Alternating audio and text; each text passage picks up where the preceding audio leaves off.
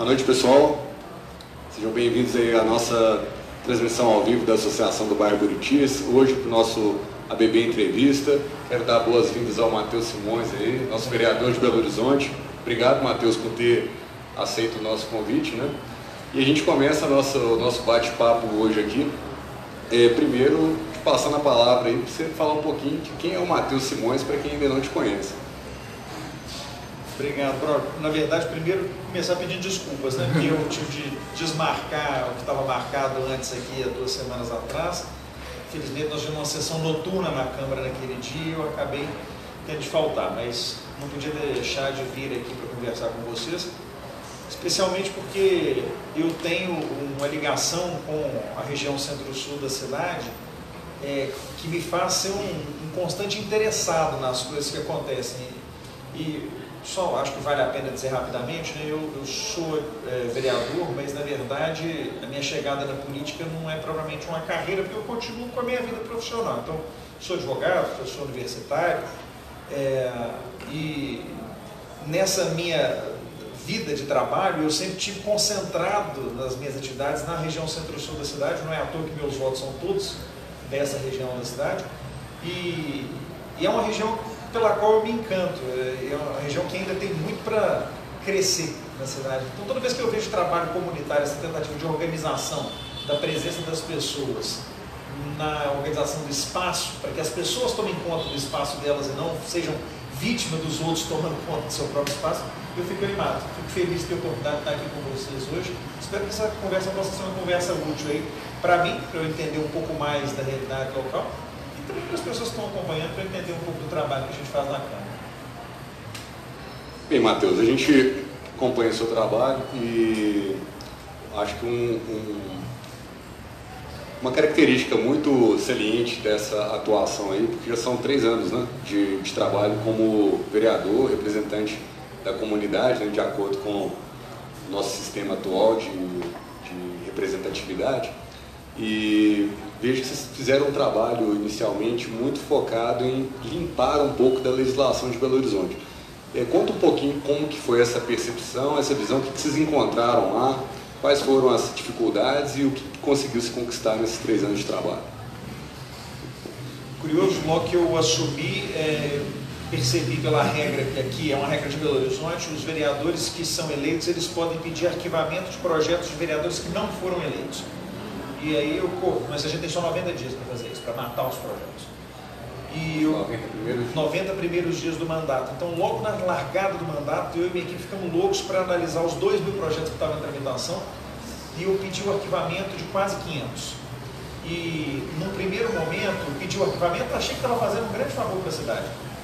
E um vereador foi para a tribuna para recorrer contra o meu pedido de arquivamento, que era possível, e dizer que eu estava desrespeitando o trabalho de outros vereadores que estavam ali tentando propor melhorias para a cidade. Para que você tenha uma ideia, eu propus o arquivamento, a extinção do projeto que proibia a venda de água de coco dentro do coco, que criava o dia do Papai Noel Beneficente, que criava a Semana do Softball em Belo Horizonte, que proibia a alimentação de pombos em praça pública. Projetos de lei que não fazem nenhum sentido e que não agregam nada para a cidade. E eu fiquei tão espantado com alguém ser contra esse arquivamento. E como é que a população é importante nessa hora? O jornal, o rádio, a TV começaram a cobrir esse movimento e pressionaram a Câmara de uma forma que o mesmo vereador foi à tribuna de novo para falar que ele tinha sido mal interpretado, que na verdade o que ele queria era a oportunidade de participar desse esforço, que eu tinha pedido sozinho o arquivamento e que ele também queria participar. E ao invés de eu ficar chateado com essa mudança de posição dele, eu aproveitei e nós coletamos 25 assinaturas na Câmara para formar um grupo para revisão de todos os nossos estoques de normas. Para você ter ideia, Belo Horizonte tem hoje mais de 10.000 leis em vigor, e esse grupo formado a partir dessas assinaturas propôs agora no mês de julho de alguma forma a consolidação dessas leis e revogação dessas leis, substituindo 8.000 leis por 8. A gente saindo de 10.000 leis em Belo Horizonte para 2.000 leis em Belo Horizonte, nesse esforço que foi brotado lá atrás. Eu acho que hoje, ao invés de a gente ficar medindo os vereadores pela quantidade de leis que ele propõe, se a gente medisse pela quantidade de normas que ele retira de circulação, para que a nossa vida seja menos burocrática, a gente seria mais feliz.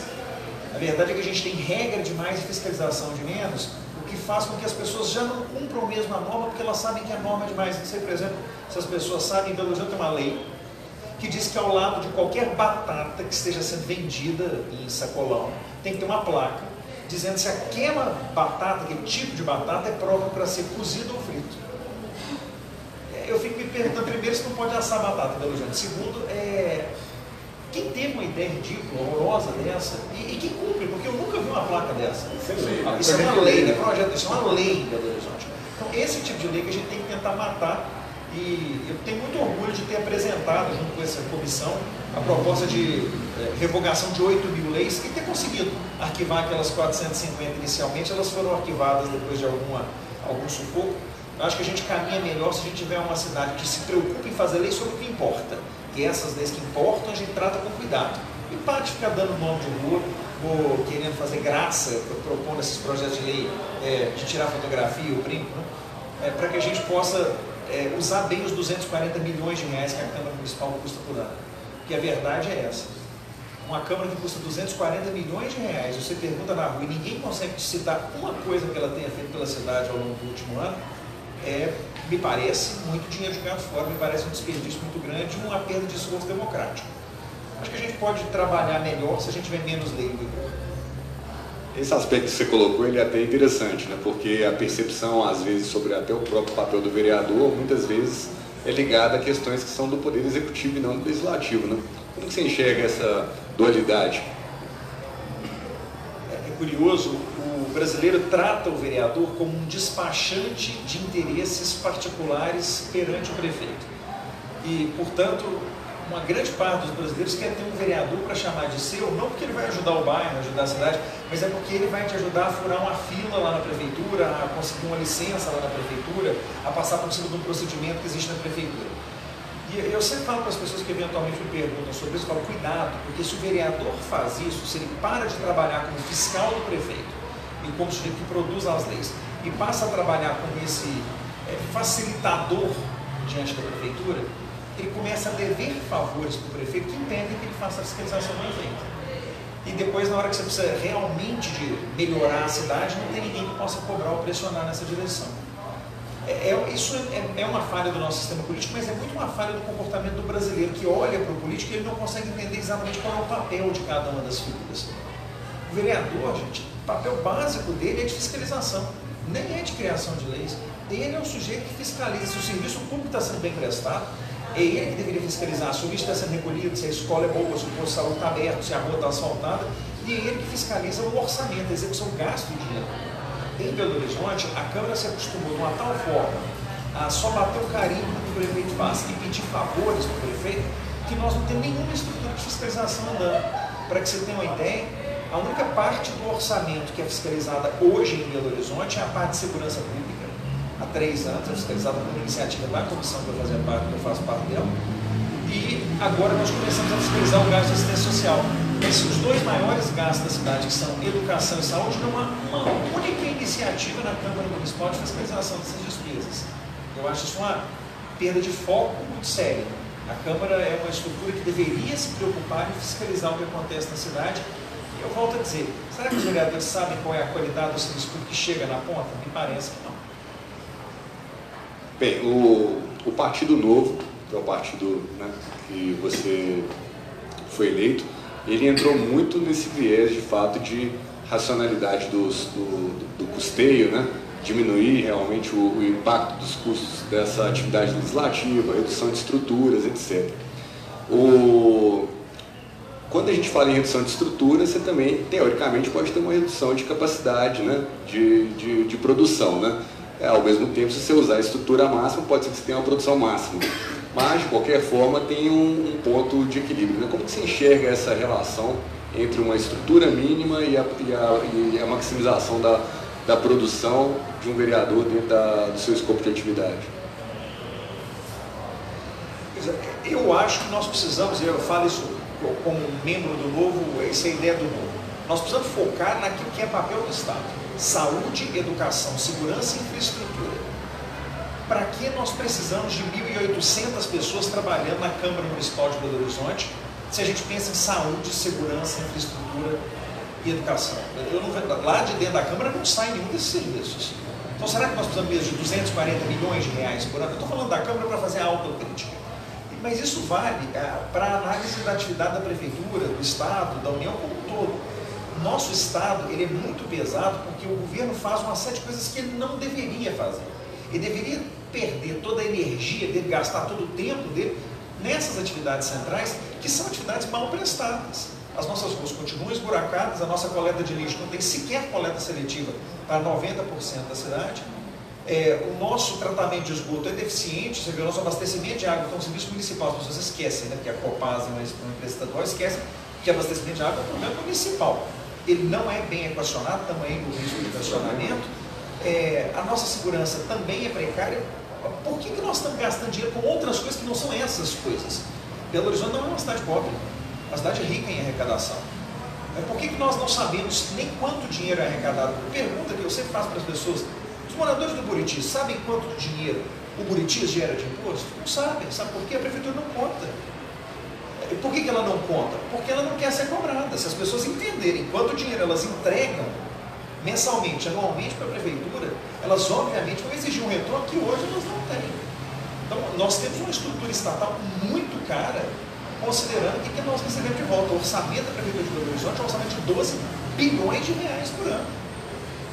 Para que a gente não tenha nenhuma área dessa forma. Mas, Matheus, naquela área, naquela região, eles resolveram os problemas todos. Nenhuma. Todas as áreas da cidade têm problemas e pior. Os problemas parecem ser os mesmos em todas as partes. A cidade inteira sofre com estrangulamento em termos de trânsito, a cidade inteira tem um problema de transporte público deficiente. Nós vimos aí essa semana a notícia de Belo Horizonte, é a capital em que mais se aumentou a frota de veículos nos últimos anos. Nós não somos a capital mais rica do país, ao contrário. Nós somos a única capital do sul-sudeste que fica mais pobre a cada ano há 10 anos. O PIB per capita de Belo Horizonte cai consecutivamente por 10 anos. Por que nós estamos comprando mais caro? Porque o nosso sistema de transporte público é ridículo. Então, nós temos uma série de problemas que precisam ser enfrentados e aí eu volto na sua pergunta, com a diminuição do tamanho da máquina para que ela foque só no que importa. As pessoas acham que quando a gente fala de gastar menos, de ter um estado menor, nós estamos falando em prestar menos serviço para a população. Na verdade, nós estamos falando de prestar bons serviços, mas apenas aqueles serviços que sejam efetivamente para prestação pelo poder público, abrindo mão dessas perfumarias burocráticas que nós temos hoje. Dado importante, dos 65 mil servidores da Prefeitura Municipal, menos da metade trabalham na linha de frente, ou seja, trabalham na prestação de serviço direto à população. A maior parte está fazendo serviço meio. Será que não era importante tentar reduzir esse quadro, para a gente poder ter mais dinheiro para o que importa? Essa que é a lógica que o povo tem defendido.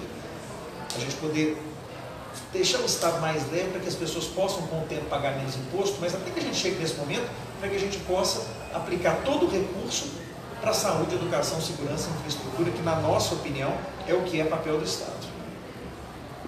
Até pegando um gancho da sua colocação, e essa é uma dor que o Buritis tem, né? Porque em vários momentos nós, escutando os moradores, né, vem um questionamento do tipo, quanto de IPTU que se arrecada aqui, por que essa bendita rua até hoje está esburacada, né? E aí você pega e vai ao poder público, né, no caso a prefeitura, né, requerer essas manutenções, né, que é muito longe de falar assim, melhorias, né, seria apenas recuperar o que teoricamente era para estar de acordo.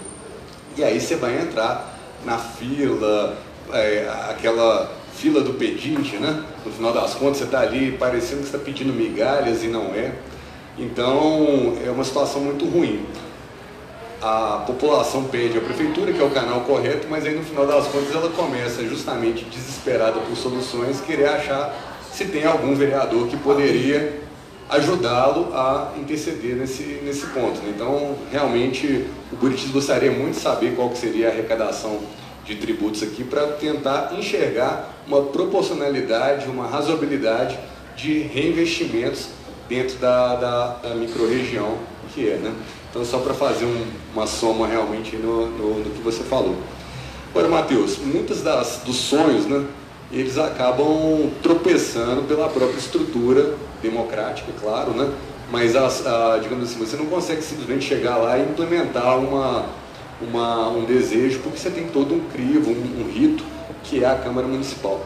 Como que você enxerga hoje que poderia se melhorar a performance da Câmara por, digamos assim, uma percepção de melhoria da qualidade desses parlamentares hoje que ocupam essas 41 cadeiras?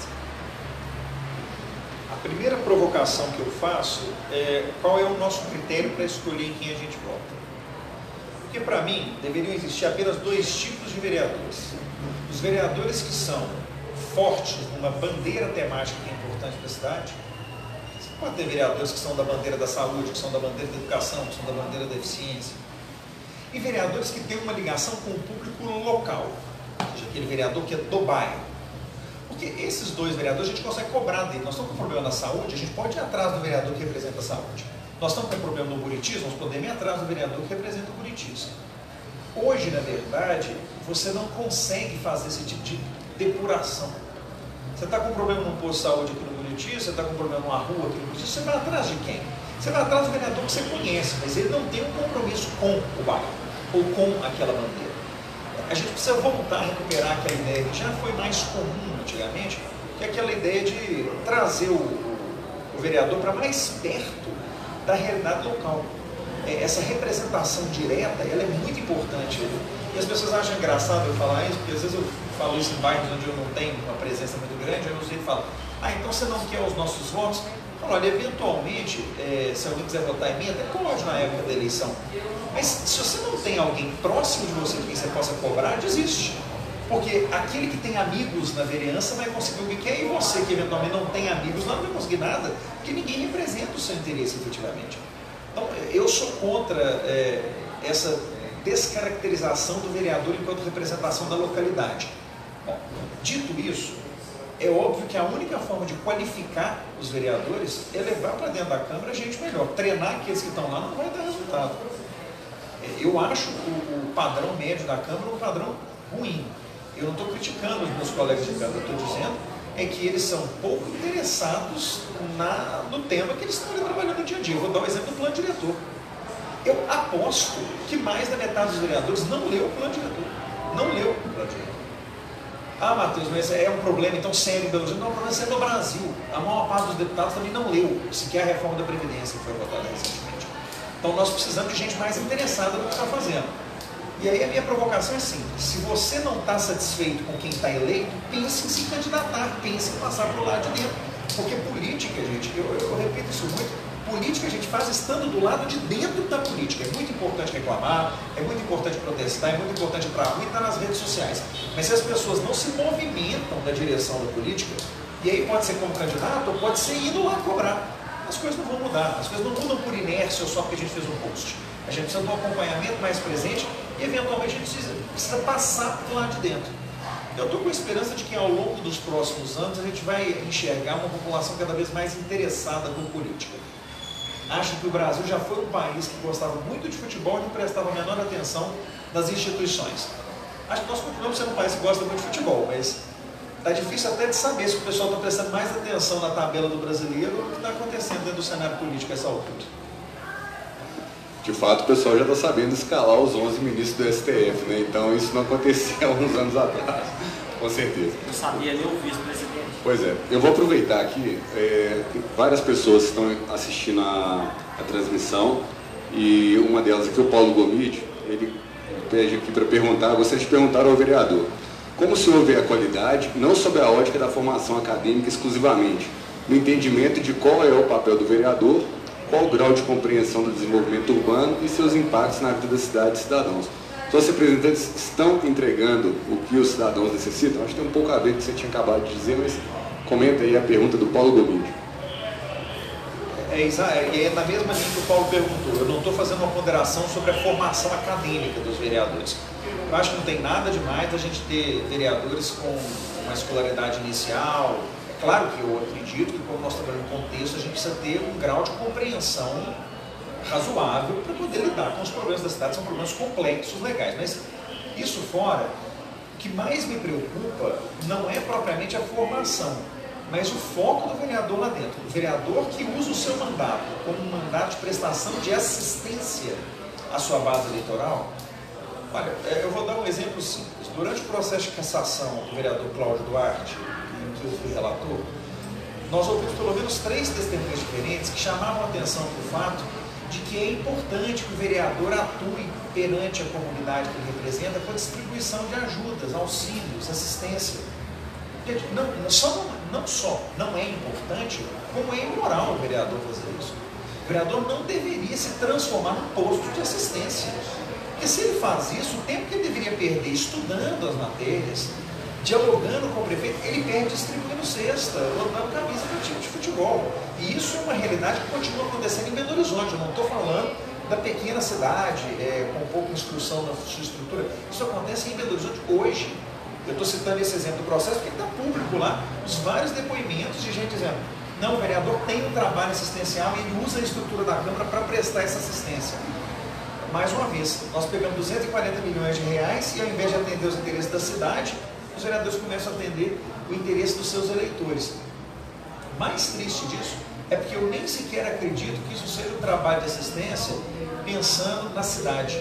É um trabalho de assistência pensando nos votos que essa assistência pode garantir na próxima eleição. Então, respondendo a pergunta do Paulo Gomide, nós temos que melhorar muito a qualidade da atuação parlamentar. Não estou nem falando da qualidade dos parlamentares. A atuação parlamentar precisa se qualificar profundamente no Brasil. De fato, o sistema atual também, ele é um problema, na verdade, né? Porque a maioria dos eleitores não entende exatamente como é que é o funcionamento do voto, principalmente para as assembleias e câmaras, né? Os parlamentos de um modo geral, que é justamente a questão do voto proporcional. Você é professor nessa área também, né? Já milita na questão do direito e tudo. Como que você acha que deveria ser? Eu acho que a reforma que ninguém quer fazer é a reforma política, né? Eu vi um cartunzinho esses dias falando que estão chamando as baratas para aplicar o dedetizante no ambiente e elas não querem de jeito nenhum bater o DDT. E é mais ou menos isso, né? Você vira para um político que foi eleito no sistema atual e fala para ele: olha, vamos votar a reforma do modelo? Ele fala: não, eu não vou votar, eu fui eleito nesse modelo, para que eu vou votar a reforma?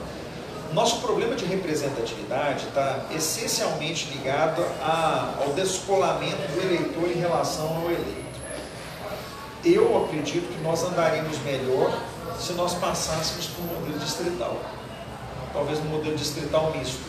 Quando eu falo que na cidade a gente devia começar a votar no candidato bairro, eu estou, na verdade, falando que a gente devia, mesmo sem ter na lei, a gente devia distritalizar a manifestação do nosso voto.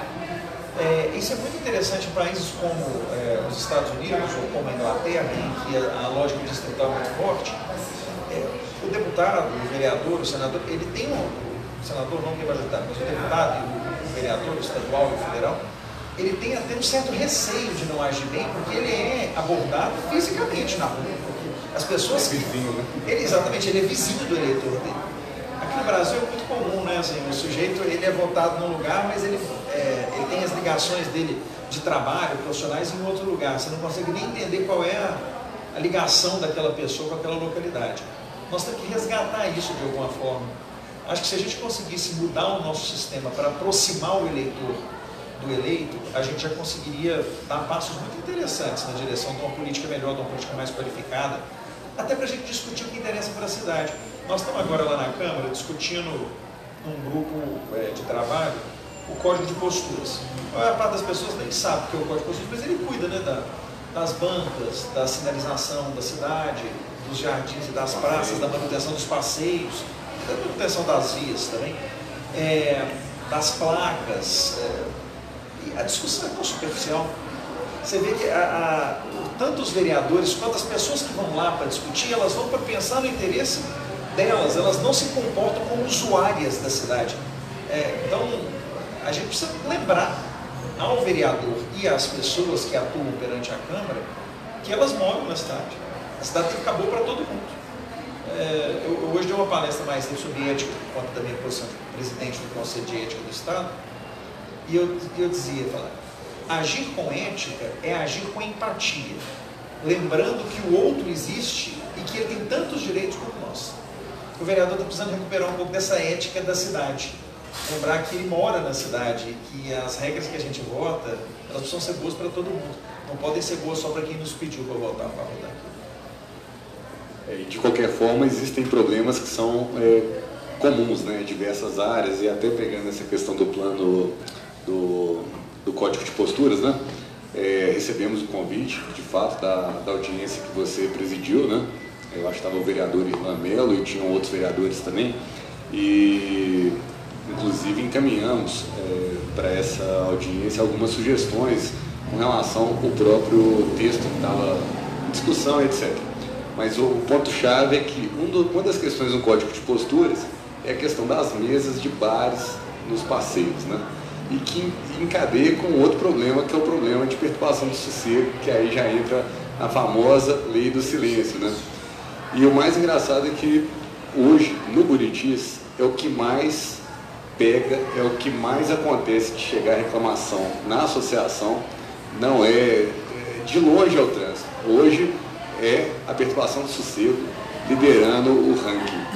E quando a gente começa a verbalizar os nossos problemas, a gente começa a conhecer pessoas em outros nichos da cidade também descabelando literalmente, né, com essa questão.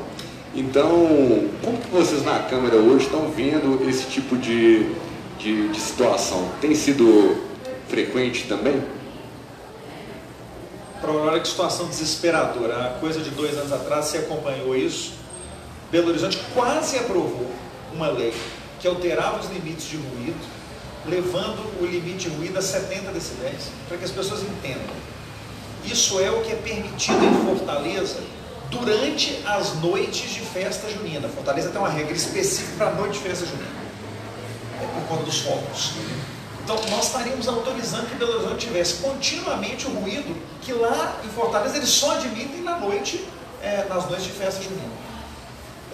E aí, você vai dar, mas por que isso estava sendo percebido com tranquilidade dentro da Câmara? Porque as pessoas não refletem sobre o que elas estão votando. Elas votam para atender mais uma vez um pedido de alguém que falou: ah, não, mas eu tenho um bar, tem música ao vivo, foi autuado. Belo Horizonte é uma cidade boêmia. Sim, Belo Horizonte é uma cidade boêmia, mas as pessoas têm direito de morar na cidade boêmia e dormir na cidade boêmia. Barulho é um negócio enlouquecedor. Eu sou capaz de dizer que de todos os problemas que a cidade é capaz de trazer para a pessoa, o barulho, pela sua constância, pela agressão constante dele, é talvez o único capaz de enlouquecer uma pessoa. E o tema na casa é tratado com pouco cuidado. Eu vou citar o exemplo de uma mudança de regra que nós tivemos recentemente sobre música ao vivo no estabelecimento comercial. Eu sou um entusiasta da música em Belo Horizonte. Acho que nós precisamos incentivar mais a Belo Horizonte. É o berço de várias tradições musicais importantes para o país. Só está aí o Clube da Esquina para mostrar isso. Mas nós não podemos permitir que estabelecimentos sem tratamento acústico tenham show ao vivo. Ah, não, mas eu não vou usar mecanização. Você não vai usar um amplificador, mas vai usar alto-falante, vai usar microfone? Porque a regra de Belo Horizonte hoje, ela já cria problemas com relação a isso. Nós precisamos rever a nossa lei do silêncio. Agora eu vou dar uma opinião polêmica.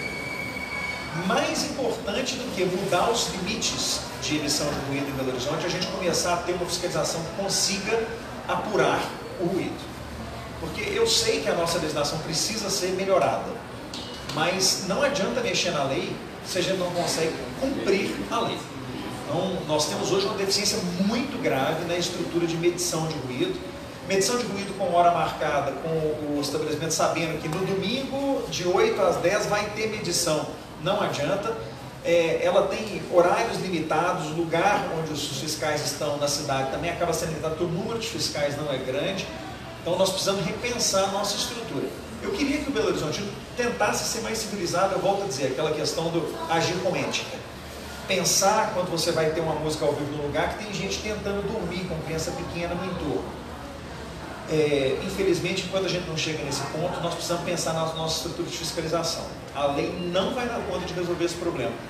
Vou dizer mais, se hoje nós conseguíssemos fazer cumprir a lei atual, 90% das reclamações que nós temos aqui no Buritis, eu tenho certeza que desapareceria. O nosso problema hoje é que as pessoas descumprem com muita tranquilidade o parâmetro de ruído permitido na lei. Isso eu concordo contigo, apesar de que a gente está fazendo esforços, né, tanto de propor melhorias, como também via, inclusive, o Ministério Público, né, a própria Polícia Civil também, com a ajuda do Departamento de Polícia Civil, que funciona aqui no Buritis, né, sobre o comando do delegado Flávio Grossi, que é uma pessoa que também sempre se mostrou super proativo na resolução dos problemas, de pelo menos encaminhar com que essas situações venham para o desenrolar de solução. A gente já conseguiu melhorar vários itens, mas a bola da vez atualmente, que é até interessante, que tem um nicho de casas de shows no bairro Olhos d'Água, né? E que quando ocorrem os shows em áreas abertas, né, a sonorização toda vem para o Buritis. Então você imagina, mais de 30 mil pessoas escutando o som durante a madrugada inteira em festas que vão acabar lá por volta das 8 horas da manhã. É uma coisa assim, absurda, é surreal, impacta na vida de muita gente, impacta na vida de animais, tem a questão das áreas de reserva de proteção que circundam a região. E o grande problema é que o morador ele não consegue interagir nem com o bendito do telefone 156 da prefeitura, que é o chamado Disque Sossego, porque a primeira pergunta que é feita no Disque Sossego é onde é o local que está te gerando incômodo. E aí você olha para uma montanha, escuta o som e você não sabe quem que é. E aí uma coisa não bate com a outra. A gente está tentando, via Ministério Público, de chegar numa solução para isso, né? Houve uma reunião, inclusive, essa semana, porque realmente as pessoas estão tão estressadas que a gota d'água para transbordar o copo de muita gente, toda sexta-feira, sábado, acontece.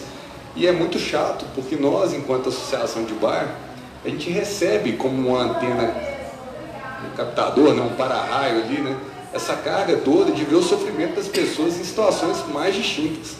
Tem uma mãe aqui no bairro, por exemplo, que tem um filho autista, e que essa perturbação sonora tira o equilíbrio da criança, e aí ela faz, na verdade, a noite dela virar um grande inferno, né? Porque simplesmente a irritação da criança, que tem um tratamento especial, fica incontrolável. Então, assim, é muito ruim a gente ficar sabendo, né, dessas histórias, que são histórias reais, e tem N histórias diferentes, porque você não consegue controlar uma fonte de emissão sonora que teria que estar ali dentro dos seus benditos decibéis, né? Então, realmente é um dos itens que, conversando com pessoas de outras associações, né, infelizmente acontece em vários pontos da cidade. É geral, infelizmente, né? Bem, eu vou abrir aqui o microfone também, o pessoal que veio aqui para presenciar essa entrevista em loco, né, que queiram fazer perguntas para o vereador Matheus Simões. Então, o Rômulo levantou a mão primeiro ali. Deixa eu passar aqui o microfone, então, para o Rômulo Belfort, que é o nosso vice-presidente. Boa noite, vereador. Mais uma vez, obrigado pela presença. O Paulo Gomide matou as minhas duas perguntas aí, mas de qualquer forma nós vamos recapitulá-las. Essa questão da transparência com a prefeitura, com o que é arrecadado no bairro, isso aí a associação já cobra anos. Buritis foi caixa forte de Belo Horizonte nesses últimos 20 e poucos anos aí, com esse boom imobiliário, e não foi só IPTU, o IPTU a gente sabe que é uma caixinha, uma formiguinha, mas e o ITBI? E a transferência? E a readequação de alíquota que teve, chamou todo mundo para voltar e fazer essa composição. Então, o Buritis foi esquecido nas gestões passadas e de um ano para cá nós até não podemos reclamar da regional e da prefeitura não, porque o bairro ia acabar deteriorando e ficar pior. Então, o trabalho da associação, na figura do presidente, a atividade nossa da associação nas várias comissões que representam aí, principalmente a Regional Oeste, então muito atuante, então isso tem feito a diferença. Não que não existia antes, existia, tá? Mas agora o resultado, até com a troca aí da gestão também da Regional, melhorou bastante, tá? Desde o Gelson para cá, né, presidente? Então melhorou bastante, tá? Nós temos visto, dentro daquilo que o senhor falou, a questão do melhoramento do público mesmo para votar, né? Você tem percebido, gostaria de perguntar se você tem percebido isso, né? Muita gente que antes não gostava de política, estava afastado da política, cansou nesses últimos 16 anos aí de ficar vendo calado, de ser omisso, né? Que foi uma questão nossa mesmo, de omissão, ser empurrada aí igual abaixo, várias coisas, várias atrocidades. Então nós temos visto a participação, a melhoria da participação do público nesse quesito, né? O pessoal enfarou de aceitar aí igual abaixo, está participando, tem buscado mais, tem assistido às reuniões da Câmara, os debates, assistido sobre política. Vocês têm notado isso também nessa parte municipal? É curioso, porque tem uma frase famosa, né, que diz que os que não se interessam pela política estão condenados a serem governados pelos que se interessam. E as pessoas parecem que perceberam isso. É evidente para mim, dentro da Câmara Municipal, o receio que os vereadores têm da presença popular atualmente, da cobrança popular atualmente. Eu cito um exemplo do meu primeiro ano de mandato. Logo que eu assumi, eu anunciei que eu ia cortar gastos, né? Eu economizo mais de R$1 milhão por ano na Câmara. E a maior economia minha é com o tamanho de equipe. Eu tenho 5 pessoas ao invés de 20, que é que os outros vereadores podem ter. Não uso os carros, não uso verbo de correio. E a Itatiaia fez uma cobrança dos vereadores, perguntando para cada um dos 40 outros vereadores o que eles iam cortar nos seus próprios gabinetes. A reação foi muito ruim contra mim. Mas o que me chamou a atenção foi isso, não. Os vereadores começaram a dar depoimentos em plenário, me xingar, mas dando depoimentos em plenário, que eles estavam sendo cobrados na rua sobre isso. Isso gerou um incômodo enorme. Resultado, ano passado a Câmara Municipal devolveu R$23 milhões, no ano atrasado, R$23 milhões para a Prefeitura. E esse ano devolveu mais de R$30 milhões para a Prefeitura. Isso claramente é um movimento gerado por essa pressão popular. As pessoas começaram a falar, vocês custam demais, vocês não estão entregando. Então o cara começa a preocupar. Então, ele dispensa um carro, ele tem menos gente, ele não usa verba de correio. E ele conta para todo mundo que está fazendo essas economias. Então eu acho que sim, há uma reação do ambiente político a essa presença mais interessada das pessoas. É claro que isso, gente, é aquilo. Se distrair um pouco, o sujeito volta a fazer o que ele fazia antes. Por isso a importância de continuar acompanhando e de eventualmente mudar o perfil do eleito, com a participação de mais gente que não tem esse vício na política. Eu, particularmente, acho que as pessoas não deveriam se profissionalizar como políticos. Eu acho que são um erro. Esses políticos de longa duração, eles são um perigo para a democracia.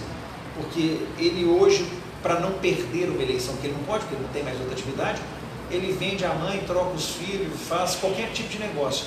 Eu acho que se a gente conseguir lembrar os políticos que eles são só mais um de nós, e que a realidade é aqui fora, e que se eles não prestarem um bom serviço, eles vão ser substituídos, as coisas vão continuar melhorando. Acho que nós já melhoramos em termos de qualidade de cobrança, está avançando nessa direção. Resposta clara e direta, nós gostamos disso. Fácil para quem está assistindo entender. E o senhor já entrou na minha segunda pergunta. Nós acabamos de ver a votação, né, da Previdência, acabou de ir para o segundo turno do plenário, estão votando o restante aí. E a gente vê que a intenção é cortar, às vezes, onde quem mais precisa. E o exemplo de cima para baixo é difícil, nós não vimos ainda. Nós estamos vendo aí gastos estrondômetros aí no STF com várias regalias, nós estamos vendo vários a gente não vê essa parte material, tá, de economia. Nós estamos sabendo que o Brasil está quebrado, que os estados estão quebrados, que as prefeituras estão quebradas, estão sem dinheiro, mas quem legisla em favor disso, que poderia começar dando exemplo de cima, a gente não vê. Nós não vemos isso. Tá? Outrora nós vimos na Câmara Municipal várias ações de transparência, foi até exemplo em várias matérias aí no Brasil inteiro. Então, assim, essa questão que seria a minha próxima pergunta, de custo, de economia, tá? A gente acha isso muito importante. Eu até acho que isso deveria ser mais divulgado para a mídia, porque uma economia do ano passado de 23 milhões e esse ano a devolução de mais 30, a prefeitura tem que dar destinação a isso. Aonde? Nos projetos sociais, às vezes, que tanto necessitam.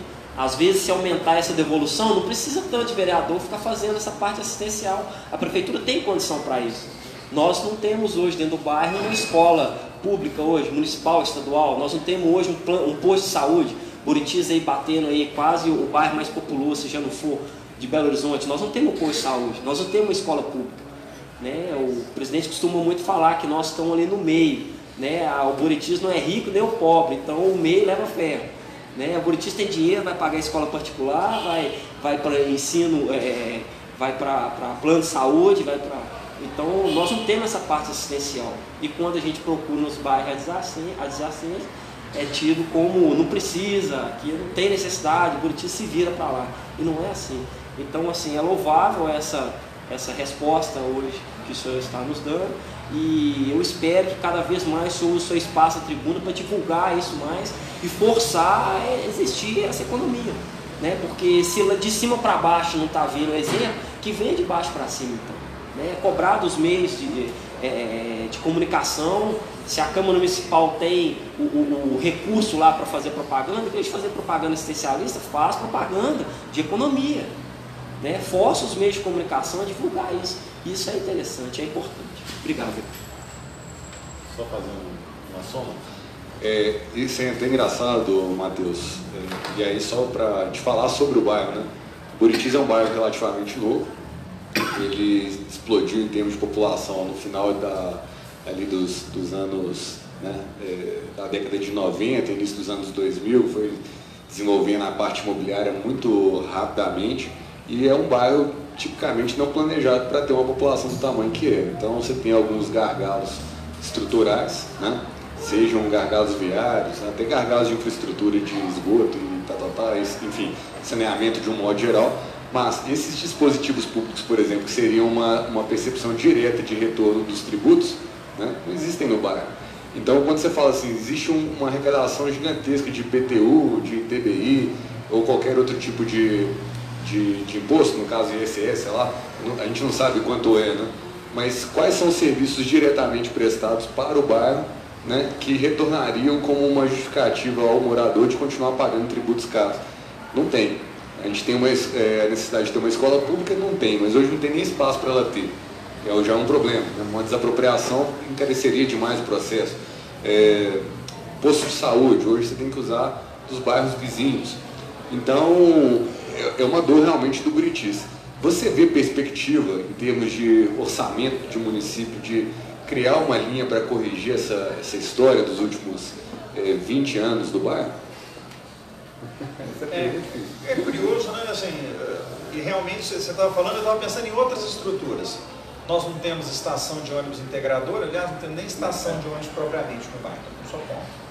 Nós não temos, os nossos acessos viários são muito ruins, né? Se você for pensar, eu sou horrorizado com a saída do anel, com a precariedade da estrutura da saída do anel.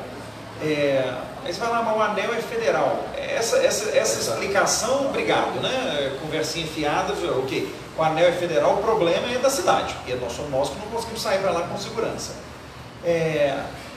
Então, há toda uma ignorância, no sentido de ignorar mesmo, da administração com relação a alguns bairros. Eu não acho que vocês estão sozinhos nisso, não. Os bairros todos de ocupação da década de 90 sofrem mais ou menos do mesmo problema em Belo Horizonte. Ou seja, os bairros novos agora, eles têm exigência de destinação de espaços próprios para instalação de equipamentos, e os bairros mais antigos tinham. Eu não vejo nenhuma possibilidade de a gente trabalhar com a lógica de desapropriações do Buritis para que a gente construa essas estruturas. Mas eu pergunto, nós estamos adequando pelo menos o acesso à estrutura dos bairros vizinhos para receber essa demanda? Inclusive o acesso físico. Eu volto a dizer, a prefeitura, me parece, se preocupar muito pouco com a estrutura de escoamento interno. Não estou falando dos grandes corredores de circulação, escoamento interno de trânsito do Buritis, do Estoril, do Palmeiras, do Jardim América. Assim, são bairros que estão se estrangulando do ponto de vista viário nas ruas internas. Eu não estou nem falando para sair do bairro. Qual é a preocupação da prefeitura com isso hoje? Ao invés da gente ficar preocupado com isso, aparentemente a preocupação da prefeitura é em impedir verticalização, com a criação do outorga. Eu entendo o argumento. E você pensa um bairro como o Buritis que já se verticalizou muito. Agora, isso não ajuda nada aqui. O bairro já está todo verticalizado. Então, isso talvez resolva o problema da zona leste da cidade, que é pouco verticalizada. Da oeste não resolve. Nós precisamos repensar o nosso modelo de planejamento urbano. E a minha má notícia é, não vejo nenhum esforço hoje sendo feito nessa direção. Nós vivemos o esquema tapa-buraco. Eu vi outro dia alguém criticando que o prefeito estava na televisão comemorando que tinha conseguido fechar 5 mil buracos, uma coisa desse tipo. E alguém falou, gente, coisa ridícula, devia comemorar que o asfalto não precisa desse tipo de tapa-buraco, o que recapiou a rua, o que tapou o buraco. Eu falei, não é ridículo não, gente. Toda a nossa administração em Belo Horizonte é na lógica do tapa-buraco. A gente constrói o posto depois que já morreu gente por causa da falta do posto, a gente reforma o posto depois que ele caiu em cima da cabeça de alguém, a gente muda a escola depois que teve problema lá dentro, a gente asfalta a rua depois que teve algum acidente grave. Eu vi, dentre as perguntas aqui, apareceu uma pergunta sobre velocidade de trânsito, de circulação em via, e você vê como é que isso é complexo. Pouco antes tinha aparecido uma pergunta sobre excesso de quebra-molas. Você vê que não é fácil resolver os problemas da cidade. Eu sei que não é. Eu não estou aqui falando, isso aí, qualquer um com mais inteligência sentava lá e resolvia.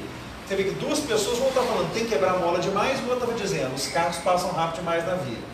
Os problemas são complexos. A única coisa que me parece é que ao invés da gente se dedicar a tentar resolver os problemas, nós nos dedicamos a tapar os buracos que estão nos incomodando de forma mais aguda neste momento. Depois, lá na frente, a gente vê o que a gente faz. Belo Horizonte precisa voltar a ser pensado enquanto cidade, gente. Se a gente ficar só tapando buraco, nós não vamos sair do buraco nunca. Flávio. Vereador, boa noite. Flávio Grossi, sou morador do bairro e também delegado responsável pela circunscrição do Buritis e região, né? Estoril, todos os bairros aqui próximos. Então, eu vou fazer minha pergunta como morador.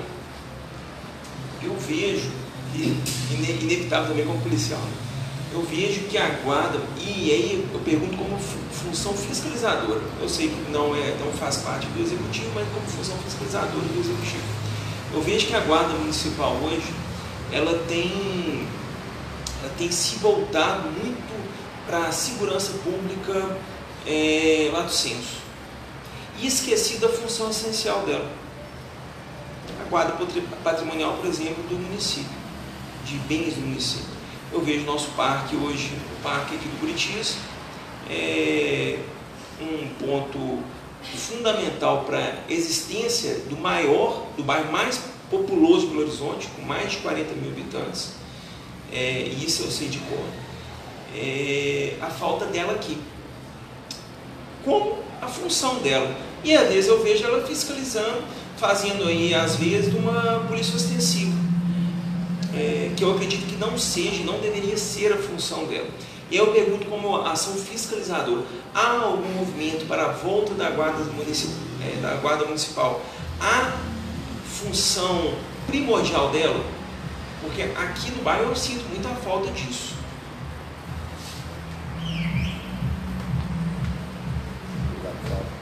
Na verdade, essa eu consigo te responder até com mais propriedade, porque a Comissão de Direitos Humanos e Defesa do Consumidor, que eu presidi durante 2 anos e que eu continuo integrando, ela é que fiscaliza a segurança pública em termos municipais, portanto o orçamento da guarda está submetido a nós.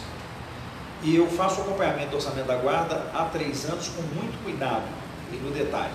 Apesar da prefeitura se negar terminantemente a prestar as informações, é uma luta para conseguir as informações, o que a gente percebe? Primeiro, antes da discussão sobre a guarda patrimonial, propriamente o papel de guarda patrimonial da guarda municipal, há um problema na distribuição do efetivo. O efetivo é distribuído em vários momentos em sobreposição ao efetivo da Polícia Militar. E aí eu não vou nem entrar no mérito sobre se ela está na função dela ou não está na função dela. Definitivamente eu ter guarda municipal e policial militar nos mesmos pontos, nos mesmos horários, e não ter nenhuma das duas presenças em outros pontos, em outros horários, é uma vergonha. Assim. Eu já questionei isso várias vezes, a resposta que me vem da guarda é sempre, não, nós trabalhamos em articulação com a polícia militar para que isso não aconteça. Bom, então alguém me explica por que continua acontecendo, porque eu tenho certeza que todos nós aqui passamos ao longo do dia, pelo menos por 2 ou 3 viaturas da guarda municipal, locadas ao lado de viaturas da polícia militar. E outras coisas que eu não consigo entender. A BH Trans, ao fazer as suas blitz, está acompanhada da Polícia Militar, quando poderia estar acompanhada da Guarda Municipal, porque a atividade de aplicar as multas que a BH Trans não pode aplicar, a Guarda poderia. E aí poderia liberar contingente da Polícia Militar para estar fazendo outras coisas. Mas eu acho que nós temos um problema sério de alocação de efetivo. Poderíamos pensar que isso decorre do fato de eles estarem se dedicando a uma lógica de policiamento ostensivo ao invés de guarda patrimonial? Porque eu posso concordar com essa sua leitura, mas eu acho que há uma questão tão evidente de sobreposição que eu prefiro nem entrar no mérito legal sobre se a guarda deveria ou não fazer policiamento ostensivo, e simplesmente dizer que não tem cabimento não ter guarda até para fazer policiamento ostensivo dentro do parque municipal. Então, entende o que eu estou dizendo? Eu acho que a gente consegue resolver o problema sem nem ter que entrar no mérito. Porque eu digo que esse mérito é um mérito complexo, porque a guarda tem uma posição muito firme de que ela pode fazer policiamento. Mas eu volto a perguntar, guardar as nossas praças e parques não atende aos dois papéis da guarda municipal, de policiamento e de guarda patrimonial, e não atenderia melhor a população? A mesma coisa sobre os nossos próprios públicos de mais movimento, os nossos hospitais, as sedes administrativas de regionais, cadê os postos de saúde, as escolas, ou pelo menos na hora de entrada e saída? Ao invés disso, nós resolvemos pôr guarda viajando de ônibus na viagem segura. Olha, gente, sério? É isso? O nosso papel do guarda é ficar andando de ônibus para ter certeza de trabalhar de segurança de ônibus, porque a cidade está num tal estado que a gente só tem... Então, assim, me preocupa como a nossa guarda está sendo alocada. Uma outra coisa que tem me preocupado é a gente, ao invés de investir em aumento do contingente, pelos números, pelos estudos, a Guarda Municipal de Belo Horizonte deveria ter 4 mil homens. Essa é a recomendação nacional. Nós temos 2 mil homens. Ao invés de a gente investir em ampliação do quadro efetivo e qualificação desse quadro efetivo, nós estamos colocando S10 cabine dupla para a Guarda Municipal. Ou Renegade com área de contenção de preso atrás, grade de contenção de preso atrás.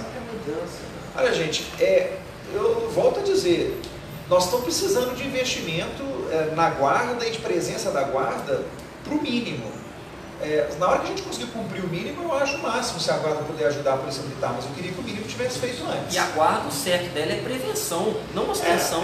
Por isso que nessa discussão se a guarda deveria ter um papel ostensivo, de policiamento ostensivo ou não, não é que eu não quero enfrentar o problema, não. É que eu acho que nós temos um problema muito mais evidente antes. O contingente está mal alocado. E os investimentos estão mal alocados para este contingente. Claro?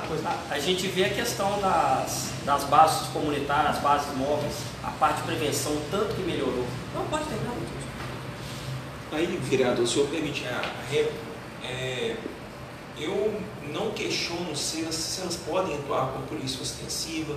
Eu acho que é uma guarda muito bem estruturada dentro do nosso estado, uma guarda muito rica, a guarda de Belo Horizonte. Eu acho que ela pode atuar, mas eu acho que ela não pode deixar da função principal dela, né?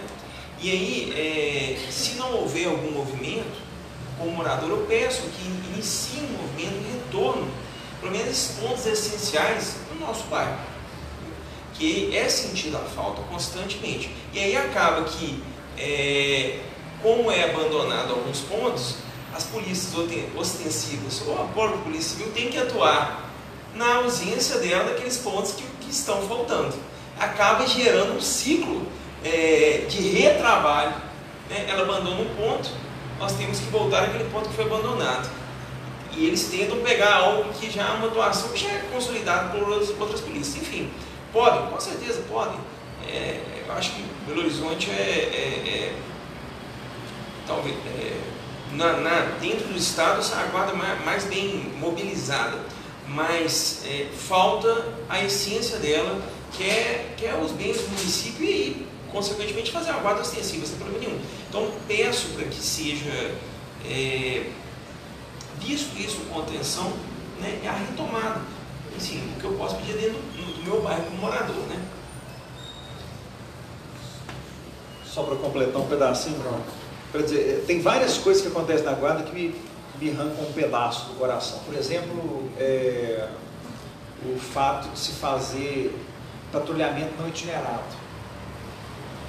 O carro sai andando, e aí se der a sorte de passar em algum lugar que está acontecendo alguma coisa, e aí eu vou usar o que o Romulo falou aqui.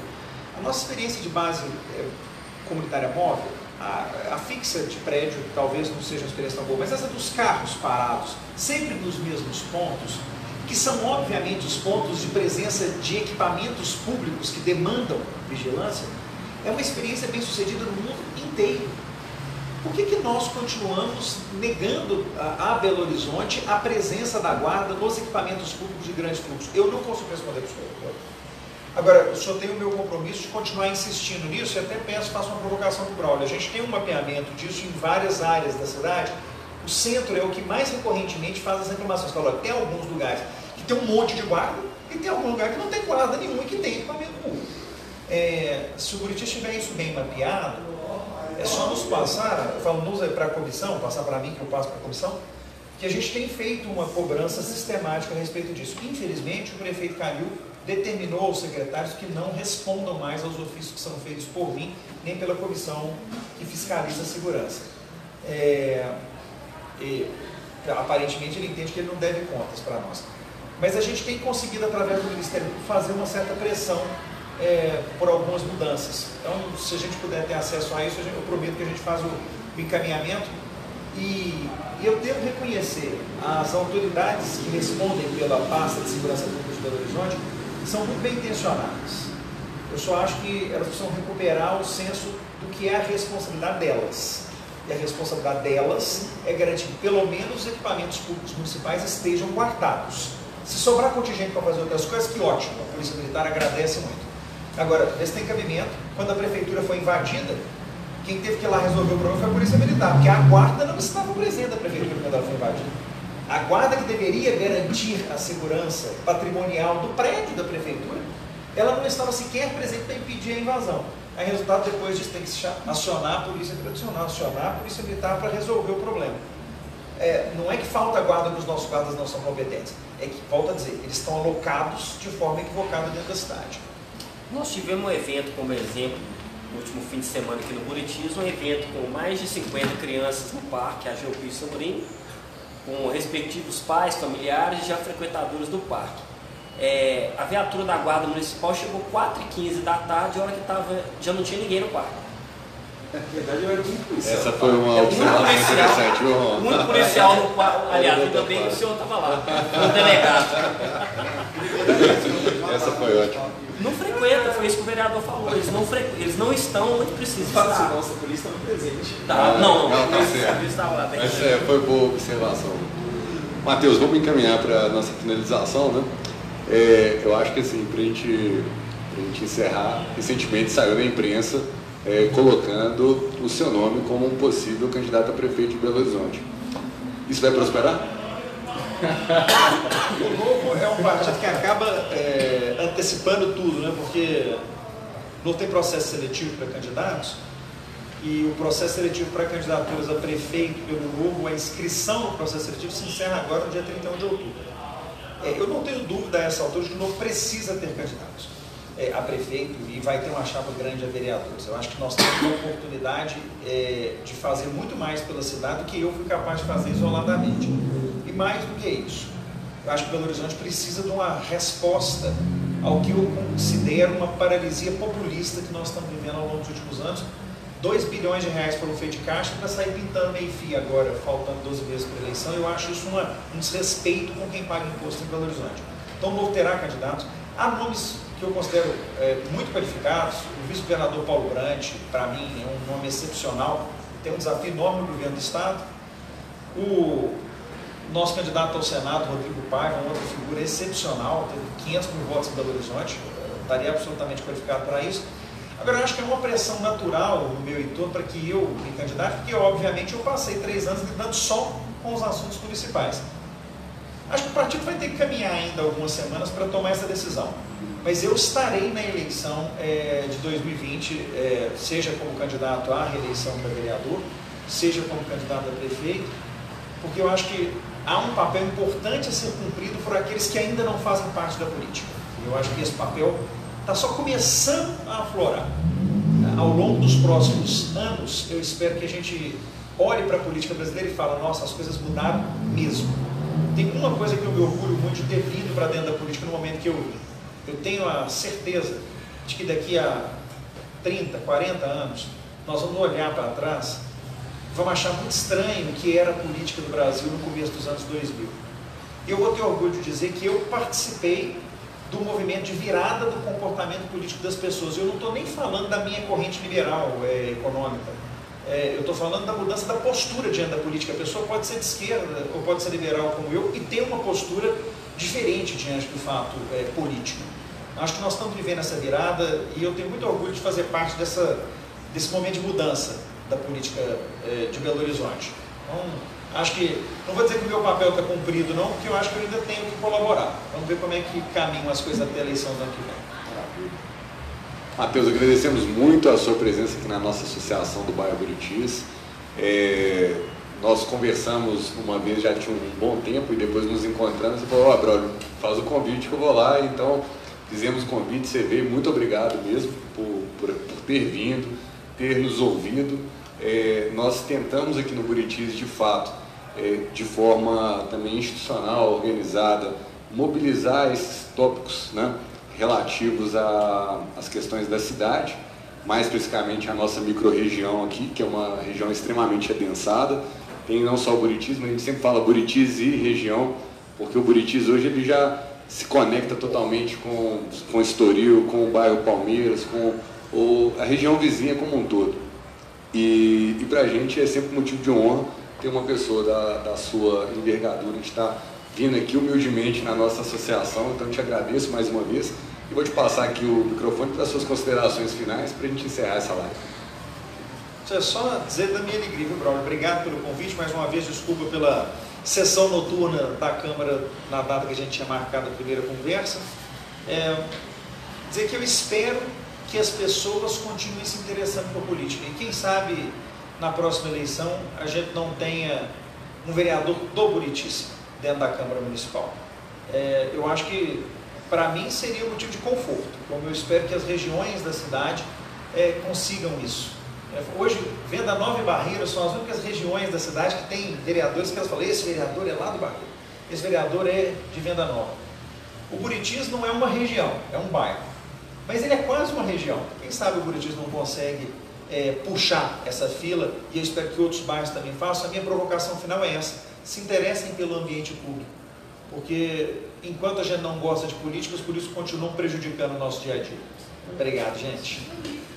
Eu só agradeço aí a presença de todos que estiveram aqui, agradeço todos os internautas que participaram, vários aqui, a Branca, Macaúbas, a pessoa também de grande bagagem aí da parte de legislação urbana, o Lucas, o Paulo, que tinha feito comentários aqui, enfim, não vou ler todas as mensagens agora, mas agradeço a cada um que participou conosco aí na internet e que participou aqui presencialmente. Boa noite e até a próxima. Demonstrar.